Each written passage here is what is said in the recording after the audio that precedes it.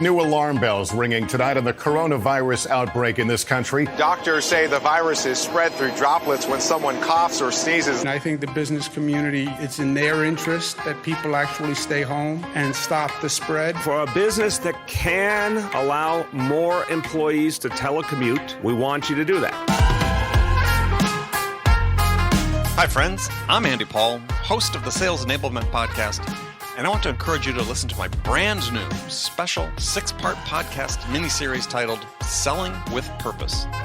The team behind Sales Enablement Podcast and I put together this incredible series of inspiring conversations exploring what it means to sell with a mission greater than just hitting your numbers in this era of COVID-19 and beyond. So tune in to hear from world-class enterprise sales leaders and learn how their 6 companies will close $50 billion selling remotely.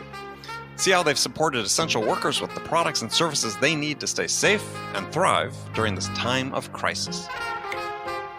Subscribe to Selling with a Purpose now on Apple Podcasts, Spotify, Stitcher, or wherever you listen to podcasts.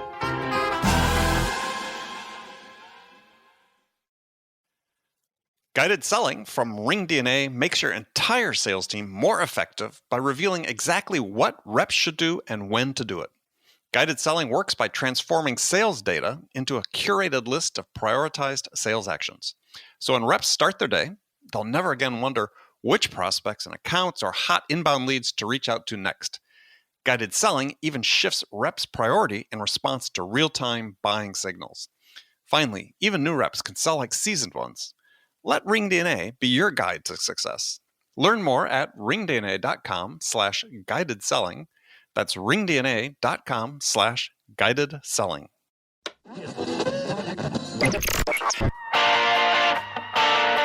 It's time to accelerate. Hey friends, this is Andy. Welcome to episode 732, that's 732, of Accelerate, the sales podcast of record. I have another excellent episode lined up for you today. Joining me as my guest is best-selling author, renowned speaker, Steve Farber. Now, some of you may know Steve as the author of the book titled The Radical Leap. Well, in this week's episode, I'll be talking to Steve about his new book. It's titled Love is Just Damn Good Business. Do what you love in the service of people who love what you do. And I have to admit, I love that phrase. Do what you love in the service of people who love what you do. So in this conversation, Steve and I, playing off this idea of doing what you love in the service of people who love what you do, we dive into the impact of translating love into action in your business. We'll talk about how love can be quantified and measured, how to gain the love of your customers. We'll talk about why love leads to greater expectations and accountability within the organization. And we'll also dive into how to discover what you love to do. So all that and much, much more. Now, before we get to Steve, I want to take a second to talk to you about VanillaSoft. VanillaSoft is the industry's leading sales engagement platform, but most people simply refer to it as the solution. It's the solution to ensure sales development reps make the right number of attempts for every lead. It's the solution to ensure sales development reps use more than just email, that they consistently use LinkedIn and the dreaded telephone as part of their sales playbook. It's the solution to serve sales development reps the next best lead over and over again so that they hit their numbers. The solution starts with the right sales cadence, and that's why you need to check out VanillaSoft's guide on sales cadences. It's titled Sales Cadences, What Works, What Doesn't, and Why You're Frustrated. And you can get it now at vanillasoft.com/Andy Paul. That's right. Get it at vanillasoft.com/Andy Paul. Okay, let's jump into Steve. Steve, welcome to the show. Thank you. Yeah, I look forward to talking today. We're going to talk about your new book, Love is Just Damn Good Business. As I said, it's a book I really enjoyed reading. What was the sort of impetus to write this book? Well, it's really, Andy, it comes down to a simple observation that I've made after doing this work now for 30 years, I think. I came to a very simple conclusion and an observation that will not surprise you to hear. And that observation is, love is just damn good business. So, I mean, seriously, it keeps coming back around to that. When I look at the best companies that I've worked with, the most effective leaders that I've known and worked with over the years, it always comes down to that. So really, and I'm not the first one to notice this, certainly, and I haven't made this up, but so often you hear this language, right? You hear people who are really great at what they do. They talk about how much they love their company, or they love their team, or they love their customers, or they love. So I heard this word so much, but it wasn't just because I hear the language. When I look at those leaders and I look at those companies and see what they do, really, in essence, they're taking that, what some would disregard as a sentiment or a feeling, and they're translating that into action, into the way that they do business and into the way that they lead. And I just don't think we shine the spotlight on that as much as we should. So that's where the impetus for the book came from. I love the premise, which is do what you love in service of the people who love what you do. Now, to your point, you talk about in the book is this idea of soft skills oftentimes makes people nervous if you consider that this love is a soft skill, because increasingly in this data-driven age we're nervous with things we can't quantify. But you make the case that you really can quantify this. Yeah, I think we already, in essence, I think we already do. We just don't call it that. So, for example, one of the ideas that we bring out in the book in a couple of different ways is the Net Promoter Score. Right? Mm-hmm. So the Net Promoter Score for the uninitiated among us is simply a measure of the answer to a very simple question. How likely are you to refer us, our product, our service, our company, to family or friend? Right? Yep. Scale of 1 to 10. What a simple question. And really what that is it's a love metric, right? Mm-hmm. Mm-hmm. If I give you a 10, I'm saying I love you. It doesn't say that, specifically on the metric, that is, the highest number, but essentially that's our experience. So we do measure it in a lot of ways. Not only do we measure Net Promoter Score, but we measure employee engagement. And all of these things are just another way of saying, I love this place. I love this. And having said that, love is a hard thing to measure. If we think of it solely as a feeling or an abstract, like I said before, a sentiment, then how do you measure that other than it's just a very subjective thing? I know I have it, or I know if I don't. I know I love my kids. I don't measure it. But still, I think it makes us nervous, because if I can't, there are those among us who believe if I can't measure it, it is not worthwhile to do. And I think that's fallacious. Yeah, well, and we see this in spades in sales, right? So, primarily the sales audience is, I've spent a good chunk of my career teaching people about relationships and how to build relationships, effective relationships in a sales context. And increasingly, we're seeing this pushback against this whole idea of relationships in sales, because is that right? Yeah, because it's like, well, I don't need people to like me. I want them to respect me. And I think they're just uncomfortable with this term relationship on one hand. On the other hand is they can't measure the value of that relationship, right? They're not given a metric. Everybody's so obsessed with metrics these days. I don't have a metric for relationships. Well, I say, yeah, you do. You're not hitting your numbers. That's a big metric for a relationship. You think it's because you didn't do a good demo. Well, no, I can track every failure back to your failure of a relationship. I'll tell you who does not have a problem with that. What salespeople do not have a problem with that. And you tell me if I'm right or wrong, because you're the sales expert. The salespeople that do not have a problem with this idea are the highest performing salespeople in every organization. Pretty much, right? They are unless you're in a very kind of a transactional, right?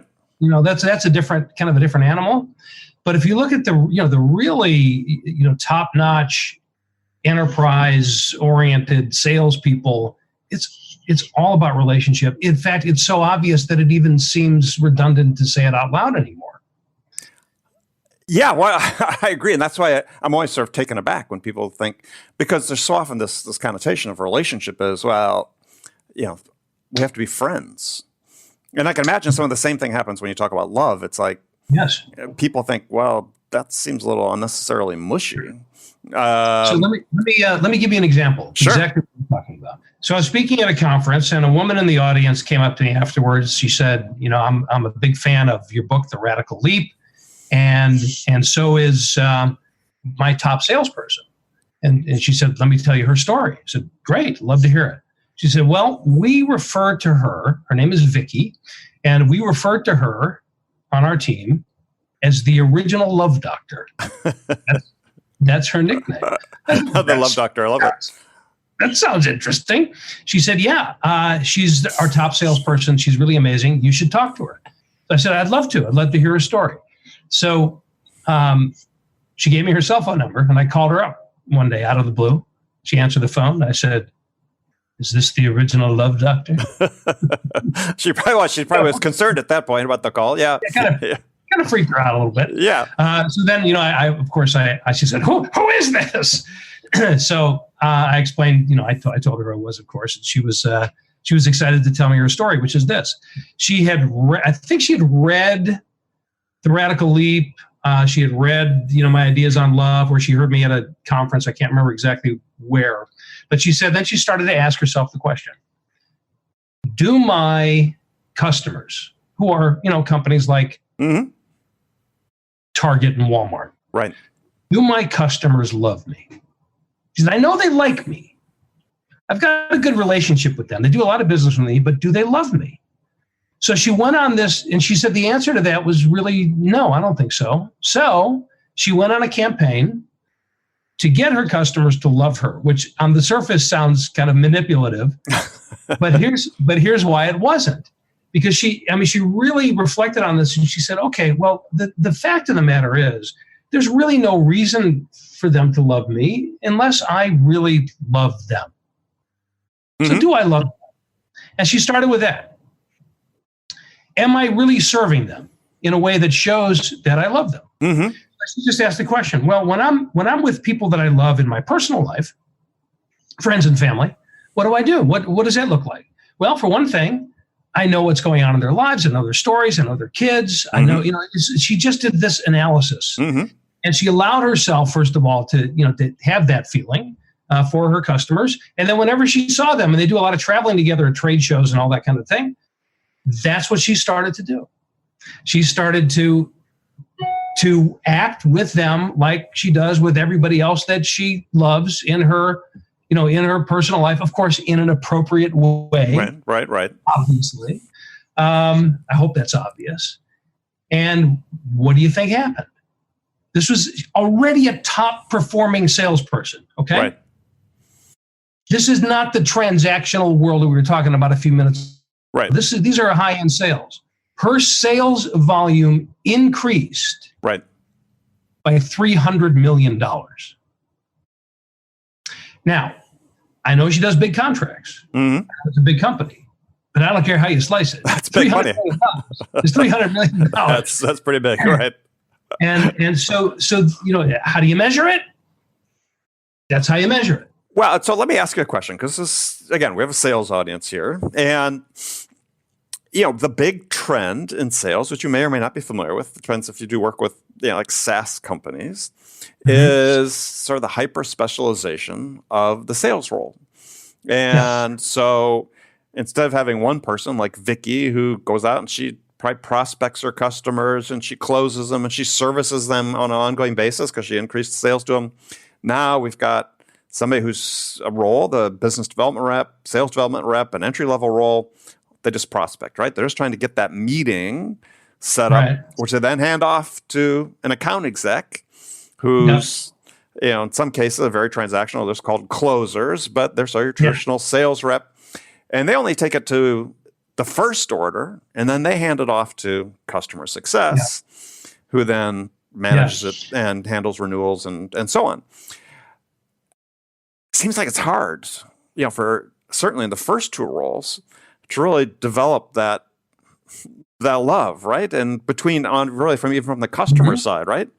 How do you develop that if you're constantly handing the ball off to somebody else? Yeah. So in that case, it's a great question. So there are lots of jobs, whether they're sales related or not, that are more transactional, where the connection with the end user, the customer, is by its nature transactional. So a relationship there is different, but that's just one dimension. I think there's the engagement of love goes beyond creating that kind of sales relationship. So here's what I mean. And let me kind of step back for a minute and put it in the right context, okay? Fundamentally, ultimately, what we're after as business people, whatever role we play, is we want our customers to love us. It comes back to the Net Promoter Score, right? We want them to love our product, our service, our company, our brand, the experience of working with us. Right. Because anything short of that doesn't really give us a competitive advantage, because we all know, you look at tons of research on this, if the customer says, I'm satisfied with you, gives you a 5 on the Net Promoter Score, there is no greater likelihood they're gonna stick around than leave. Right. There's nothing holding them there. So we want our customers to love us. Think of that as the starting premise. The only way to really make that happen for our customers in a meaningful and sustainable way over time is to create an environment or a culture that people love working in. And I can't create that kind of culture or contribute to that kind of culture unless I love this myself first. Okay? So when you're talking about the hyper specialization of the sales process, the other generic term that we use, not necessarily accurately, is that's a team, right? That's a sales team, theoretically. Right. Although, just because something is called a team doesn't mean it functions that way. Right. But from the customer's perspective, from the client's perspective, that's precisely what it is. The customer doesn't make a distinction between, oh, you're the guy that set the appointment, and you're the woman that called me up, and you're the person that they have an experience that's either going to be positive, really positive, neutral, or really negative, right? And we all contribute to that experience, all of us, everybody that touches them and everybody that doesn't. So love is a cultural thing. The more we can create an environment that people love what we're doing, are passionate for it, stand for our values, believe we can make a contribution, valuable contribution to each other and to the world and to our customers will feel that in the experience of doing business with us, and we are more likely to be more responsive, to be more productive, to be more engaged, to be more profitable in the way that we do work. Because if I love this place and I love what we're trying to do, my standards go up. Right. And I think this is one of the lines that's really hard for sales organizations to cross, which is that, look, I'm hiring these salespeople. I just want them to be motivated purely by money. Yeah. Right? And so if their incentive is purely monetary, then their incentive to buy into a culture of love or whatever, fairly minimal. And this is what you see oftentimes communicated to the customers, right? Is that they understand that the salesperson is very transactional, just there. We do it every time, right? We say, look, we're trying to build a trust-based relationship, and we love you. And then we get to the end of the month, we're all here to serve you. And then we get to the end of the month, but if you close this month, we'll give you a 10% discount. And suddenly your motivations are completely transparent to the customer. It's not about serving them. It's not about love. It's about, I just need to get this deal. Yeah, I think we get tripped up because we consider those things, those motivations, as mutually exclusive. That it's all about the money or it's not about the money. Well, it's about all of it. It's about all of it. Money's important. Sure. And salespeople who are paid on commission are obviously motivated by money. The question from a sales management standpoint is that it? Is that all there is that motivates them? And the answer, of course, is no. Let me speak in extremes. Sure. If I hate this place, right? I can't stand it. I don't like the people. I don't like the work. The only reason I'm here is because they pay me a boatload of money, right? Mm-hmm. There's a lot of people in that circumstance that are really good salespeople. They make lots of money and they're freaking miserable every day. Okay, so if that's the case, now let's say there's a startup down the street that is recruiting this person. Let's say you're that person, right? And you go and you check it out. You say, okay, maybe I'll make a little less money there. Maybe not, because it's a startup. I don't know. And you go and you check it out, and the place is lit up, man. I mean, people love being there. There's a lot of energy. There's a great camaraderie. There's a good vibe in the place. Chances are pretty good. As motivated by money as I am, I'm going to take the chance to go there because the money could potentially be just as good, if not better. But my experience is going to be phenomenally different. Right out. Why wouldn't I go? Sure. So the environment that we create in sales teams and in companies is our best recruitment and retention. I don't know if tool is the right word, but that's where it comes from, right? And if all we're doing is just driving the money and we sacrifice everything else for it, which is the way, unfortunately, many people think they're supposed to lead, we are undercutting our own performance ultimately. And the other thing, but the other thing, Andy, is that I think there is a misconception that if I love you, everything is okay. apparently held by people who have never been married before. Exactly. But it's funny because in the business context, that's what scares us, right? It's like, so the expectation is something like, Andy, you haven't hit your numbers now for 2 months in a row, but I love you, so that's okay. That's okay. You're going through a rough patch, and maybe you'll turn it around in another 6 months or so. Because I love you. I don't want to, hold your feet to the fire. That's not what it looks like. So, ironically, maybe it's ironic. I almost said ironical, which would be a great word.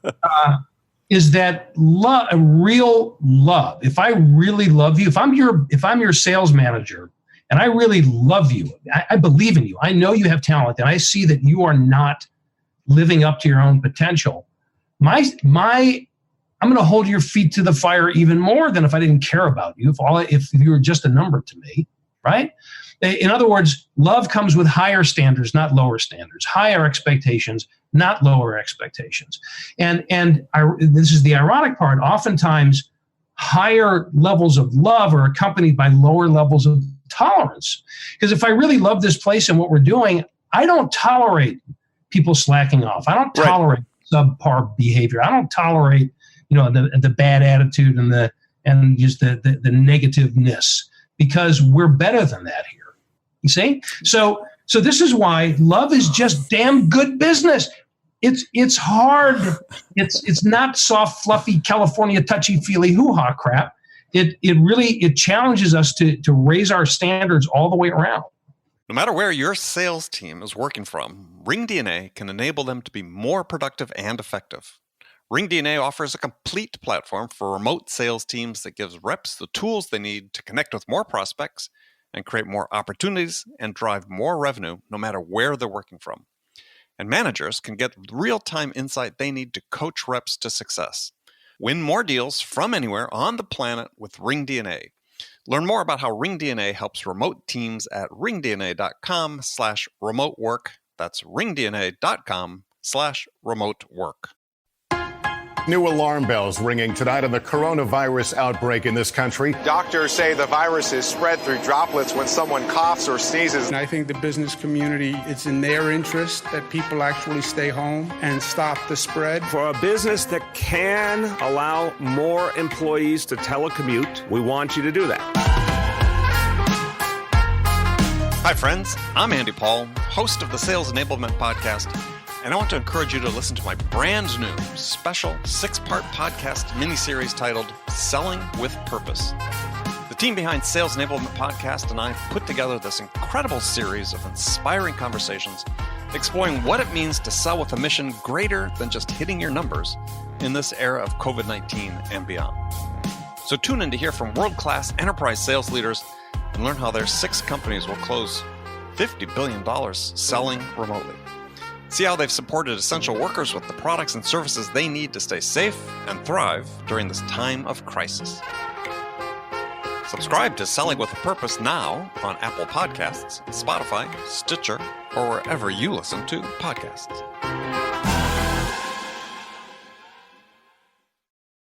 Yeah, so let's translate that down to the individual level then, right? Because, one of the big problems, and we'll just take sales as an example, is, and I think it's true probably across the board, but is increasingly the onus is put on the individual for their own personal development in their career, right? Yeah. Companies are investing less in training, and the training they're given is ineffective. And so the question is, how do you take this concept of people, I love what I do, I love my customers, but then it's hard getting people to take that next step to say, I need to invest in getting better and improving and be able to elevate my ability to add value and to my customers.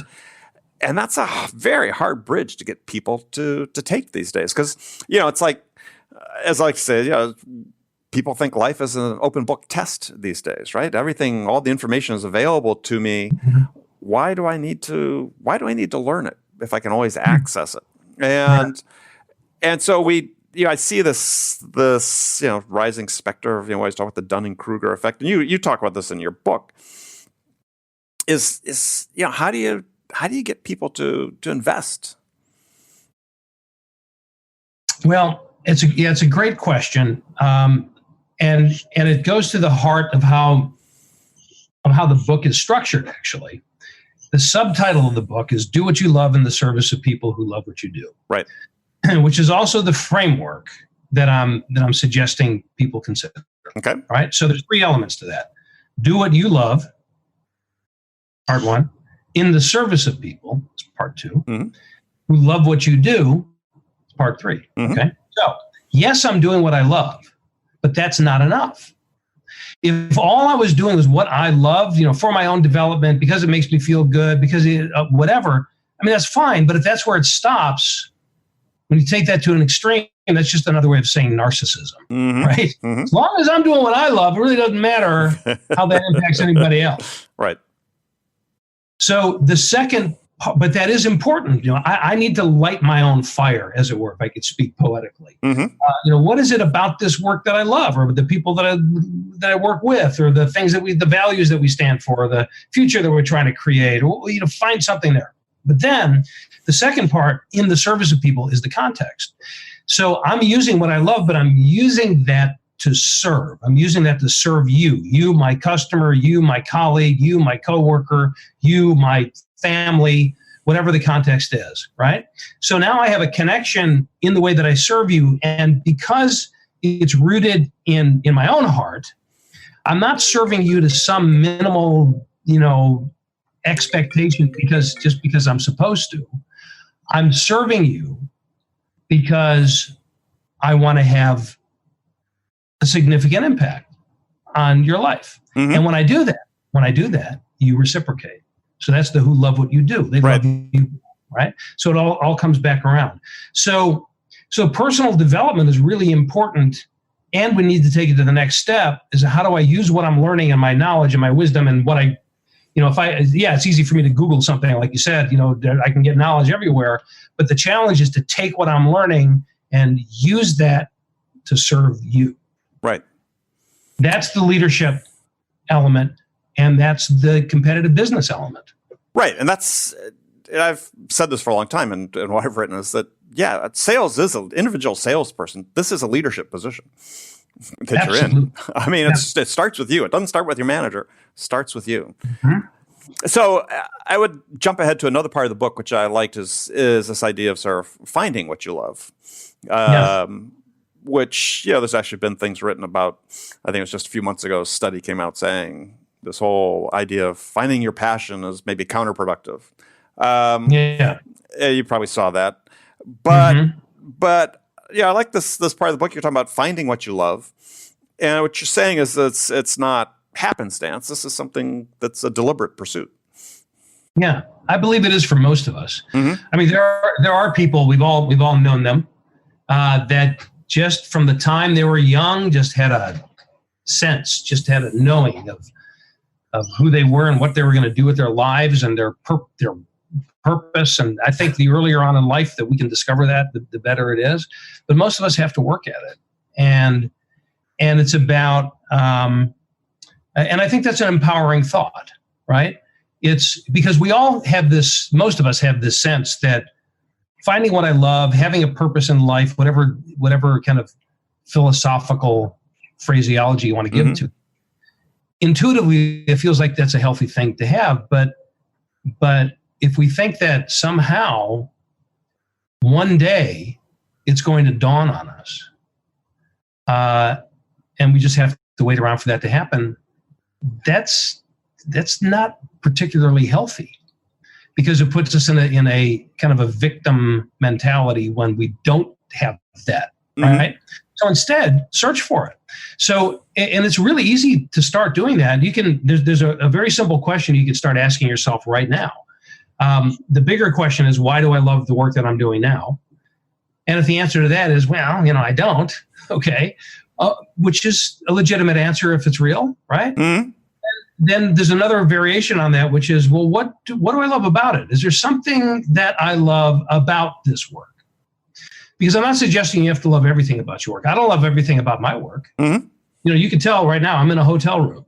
Right. I do a lot of traveling in my work. I don't love hotel rooms and bad Wi-Fi that comes with that. I don't love airports. Right. I don't particularly love the mechanics of marketing and all the kind of the back end stuff.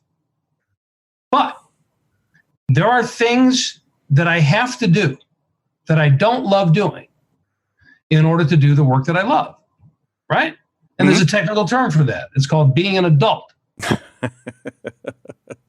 So I'm not suggesting you got to love everything about your work, but I think for most of us assume that there's nothing about our work that we love. But yet, I really, I've got a really great friend that I met here. I believe in our values. The mission of the company is really great. The product is amazing. So what is it that you love? And if you start focusing on that and then seeing what kind of impact that has on not only how you feel, but how you act and behave and perform, what we begin to discover is that there are things around us that are right under our nose that we're already passionate about, and is really part of our so-called purpose. We just haven't paid attention to it. So we have to start looking under all kinds of rocks sometimes to make that happen. This was my experience. This is exactly my own experience. Well, yeah, you talk about it in the book, right?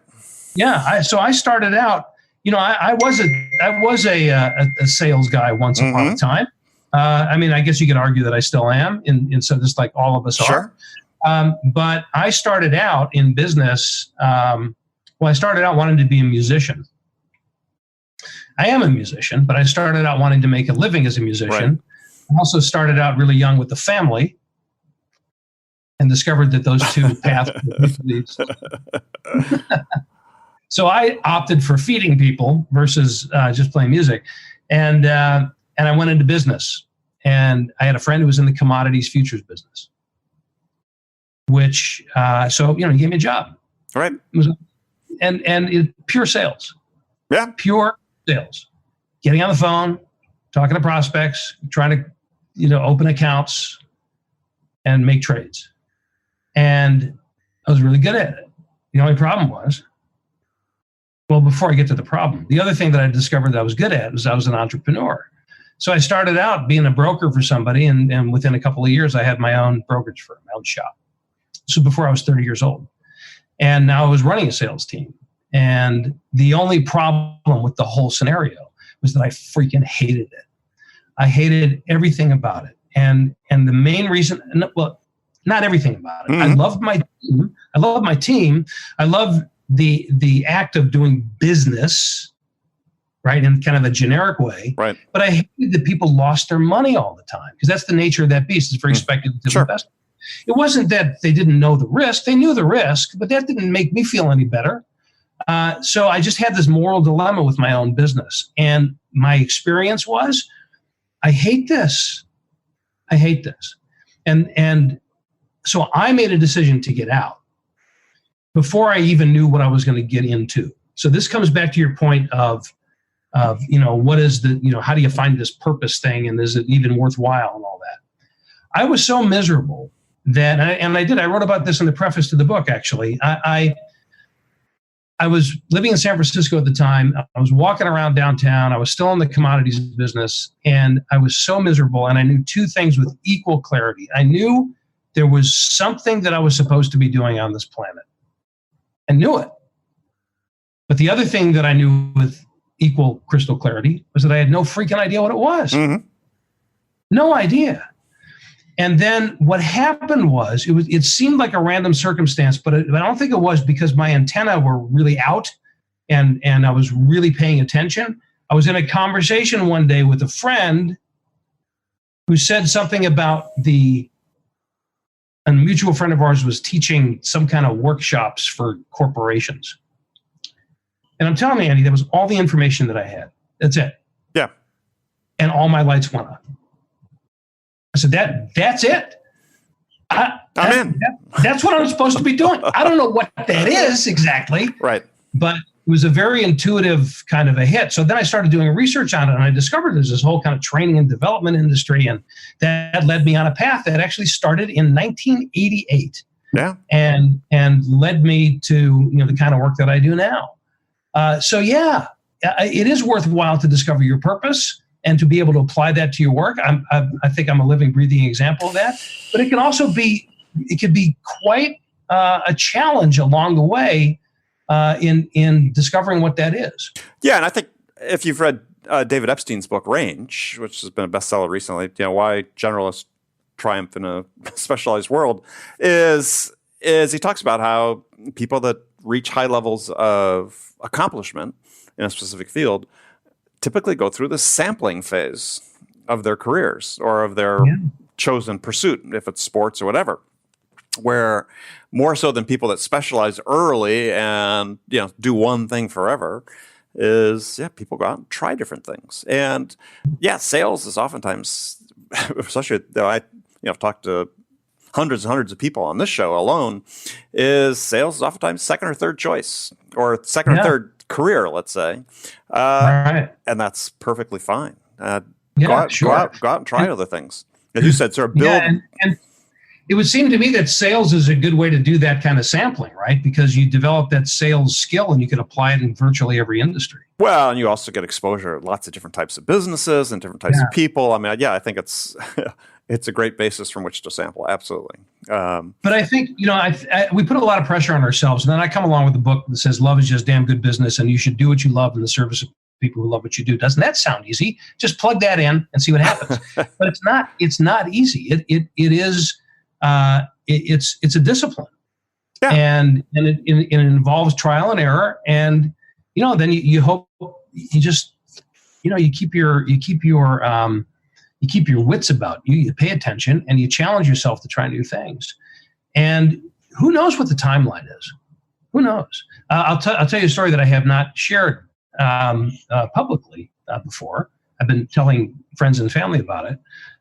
My son Jeremy is really a really good example of this. So Jeremy is now 31 years old. Mm-hmm. My son. Just to give you a little backstory, he graduated when he graduated high school way back when. He graduated with a 2.2 grade point average. I'm sure. So he's not a great student, right? Although he is quick to point out that he started his senior year with a 1.1 grade point average, so he did double it. The trajectory is good, yes. Yeah. And he just wasn't into school. And then he traveled for a couple of years and he finally decided, okay, I should go to school. I should go to college. Didn't want to, but he felt he should. Mm. He went to San Francisco State for a couple of years and basically bombed out. And we kept telling him the whole time, look, dude, school is not for everybody. You don't have to go to school. So don't put that pressure on yourself. Find something else. Mm-hmm. And he left school. And and he had a good time. He was living in San Diego. He was working at a couple of clubs. He, just had a good experience. But then he just decided, after a few things, personal challenges of his own, he decided he wanted to go to school. So now the motivation became intrinsic. It was internal. Right. So he went to community college. He basically had to start over. And, the idea is you go to community college for a couple of years, fulfill your requirements. Then you can transfer into a 4-year school, do your junior and senior year, and great. So he killed it. 2 years at College of Marin up in the San Francisco Bay Area. Killed it. Started applying to 4-year schools.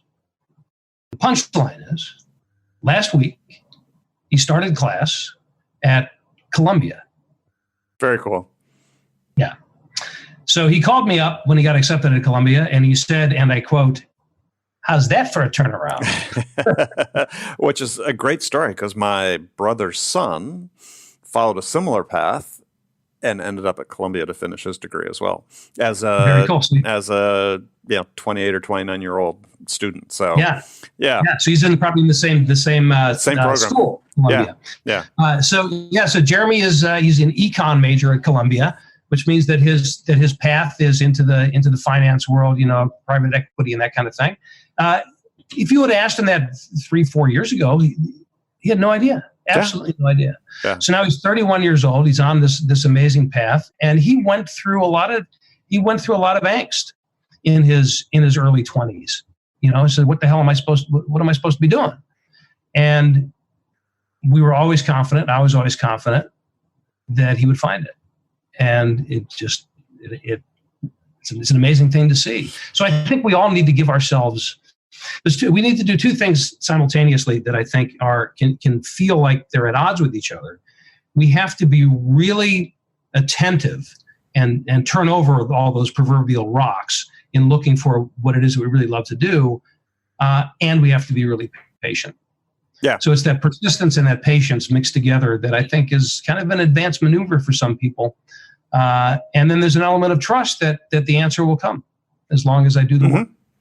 No, it's a great story. I appreciate you sharing it. I mean, it's I said, reminiscent of my nephew, a little bit too of my son, who's my partner here on the Sales House, who 31, but has had an interesting journey to this point, but has found something he's passionate about with our digital marketing and what we're doing, and it just takes time, right? You never know. I feel, even though I was in sales in my 20s and sales manager, I sampled lots of different things. Actually stepped out of sales for a while and did program management, then got back into sales. Just the path that took me on. So, well, good. Well, Steve, I really appreciate you joining me. And we learned a lot today, not the least of which is that, unbeknownst to us, we live about 200 feet apart from each other in San Diego.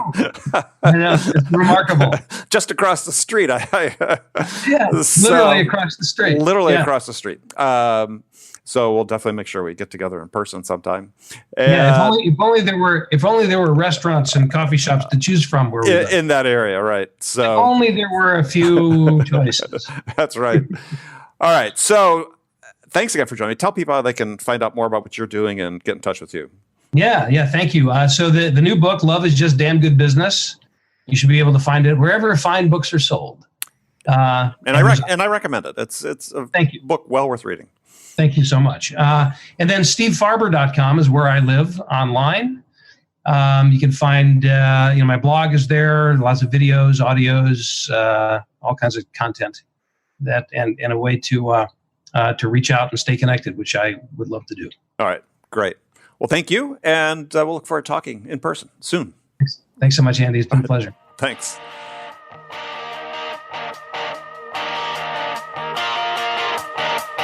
Okay, friends, that was Accelerate for the week. First of all, as always, I want to thank you for joining me. And I want to thank my guest, Steve Farber. Join me again next week as my guest will be Bill Bice. Bill is the CEO of Boomtime. It's a digital marketing agency. And in next week's episode, Bill and I will be talking about how to harness the word-of-mouth marketing to create a sales boom for you. So be sure to join us then. And before you go, don't forget to check out The Sales House. The Sales House is my growth training platform for B2B sellers just like you. And if you're a seller who's reached the limits of what the science of selling can do for you, and you're interested in learning about the art of winning, then come check out The Sales House. Learn how to master the human element of selling to crush your numbers. For more info, visit thesaleshouse.com. That is thesaleshouse.com. Thanks again for joining me. Until next week, I'm your host, Andy Paul. Good selling, everyone.